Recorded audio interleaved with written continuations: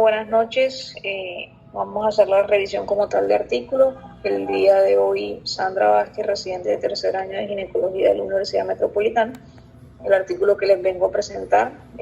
un artículo original que lleva por título un ensayo aleatorizado de suplementación prenatal de ácidos grasos N3 y parto prematuro.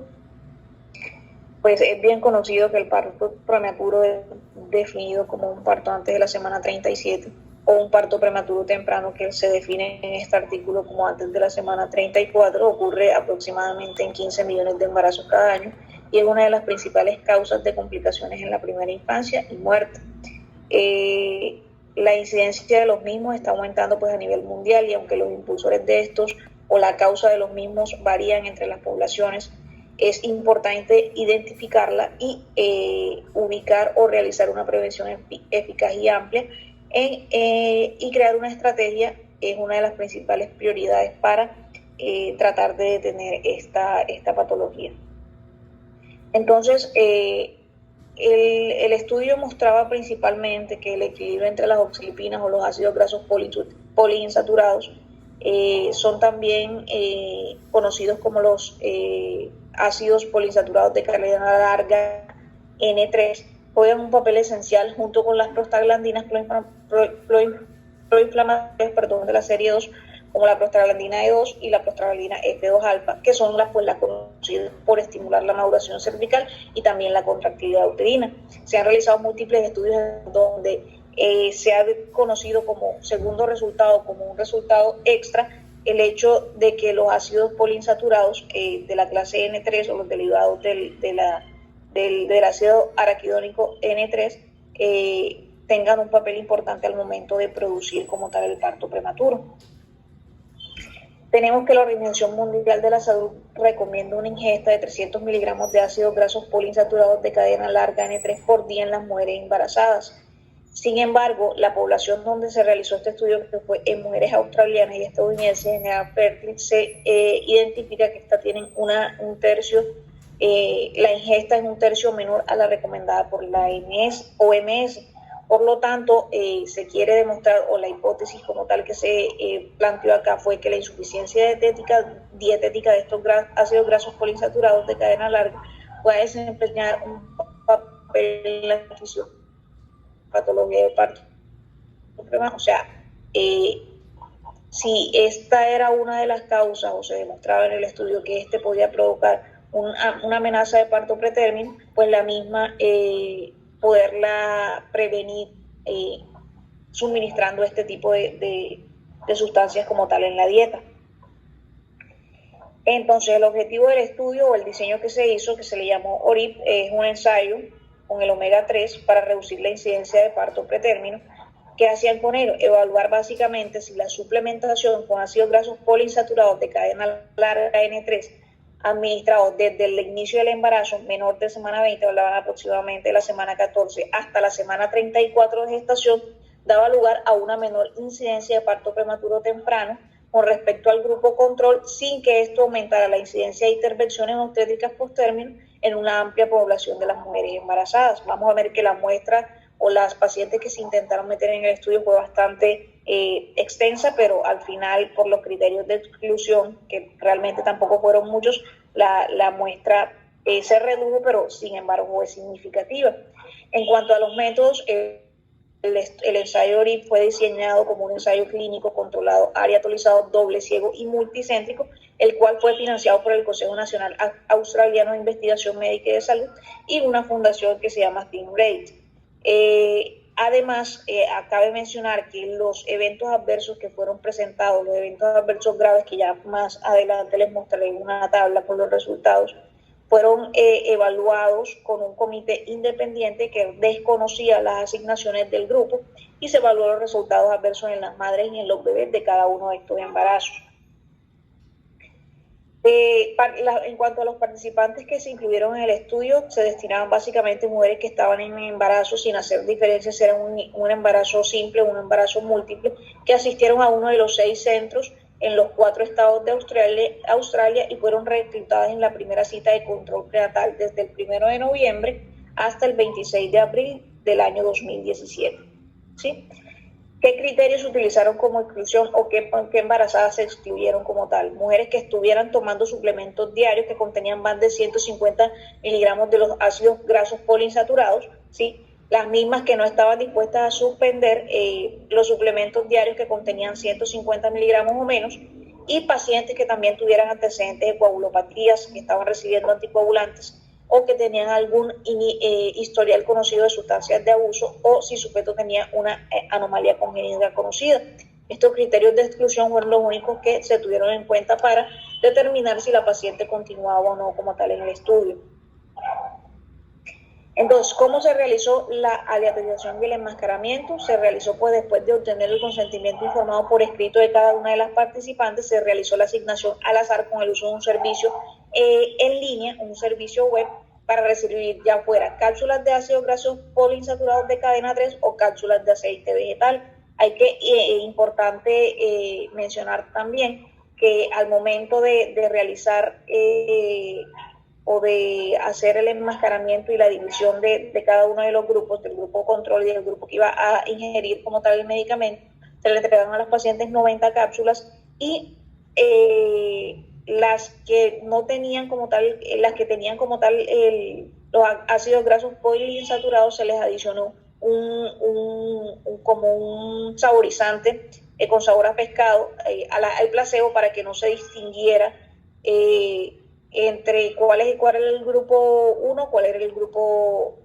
control o el grupo ya de estudio, puesto que era un ensayo doble ciego. Entonces, en el momento de la inscripción se evaluaron cada una de las características clínicas y sociodemográficas basales de cada uno de los participantes y se recogió una gota de sangre seca para realizar el análisis de ácidos grasos en papel filtro. Esto se realizó al ingreso y se realizó a las 34 semanas para verificar la concentración de ácidos grasos en sangre de la madre.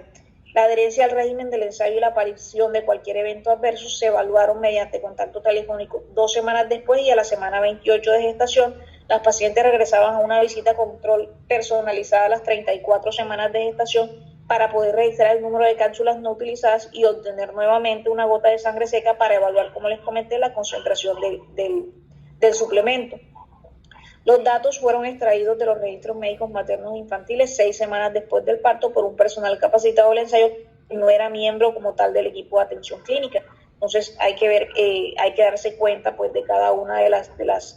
las cosas que ayudaron para que el ensayo permaneciera doble ciego. Sin embargo, una de las cosas que ellos mencionan en el estudio es que estas pacientes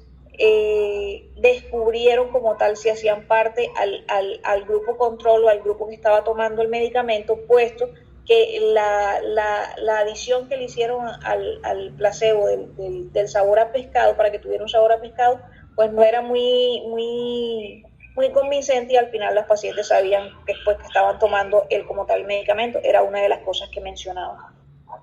Bueno, entonces en cuanto a las características principales o los resultados principales, las características basales de los embarazos, nos mencionan pues el grupo total, el grupo que recibió los ácidos grasos poliinsaturados, fue un total de 2.770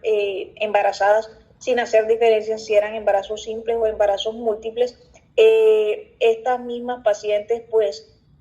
ya después la muestra inicial se pretendía de ser de aproximadamente más de 30.000 embarazadas, pero después de que las pacientes se utilizaron los criterios de exclusión, pacientes con cardiopatías o las que tuvieron como tal abortos espontáneos durante todo el transcurso como tal del estudio, quedaron únicamente el grupo control con 2.770, el grupo de toma del medicamento con 2.770 y el grupo control con 2.774. Entonces la edad materna media fue igual aproximadamente en ambos grupos a partir de los 30 años. La semana de inicio o la semana de toma del medicamento también fue igual a partir de las 14.1 semanas. En cuanto a las madres, si eran primíparas o no, eran aproximadamente 1.223 en el primer grupo y 1.209 en el segundo grupo. Hay que tener en cuenta también que hubo pacientes que participaron 2 veces, o sea que en el transcurso de todo lo que demoró el estudio quedaron en embarazo 2 veces y participaron en el estudio las mismas 2 veces, pero siempre manteniendo un protocolo de aleatoriedad y de que persistiera siendo el estudio como tal doble ciego. También se estudió si las madres habían completado la educación secundaria, si habían fumado cigarrillos al ingresar al ensayo o antes del embarazo habían tenido fumado cigarrillos o la presencia como tal de fetos o de hijos previos de sexo masculino en cada una de las pacientes embarazadas o en una fuente de las preguntas que se les realizó. En cuanto a los resultados como tal del estudio, podemos ver acá en pantalla, perdón, qué pena, del ensayo podemos ver pues acá en pantalla que pues se maneja con un índice de confianza del 95%, pero hay que tener en cuenta acá que en la mayoría de resultados estudiados el valor de P no fue significativo, incluso teniendo en cuenta pues el riesgo relativo que se manejó en cada uno de estos pacientes. Entonces se presentó parto prematuro aproximadamente en el grupo que estaba tomando la medicación en 211 pacientes de una muestra de 2.734.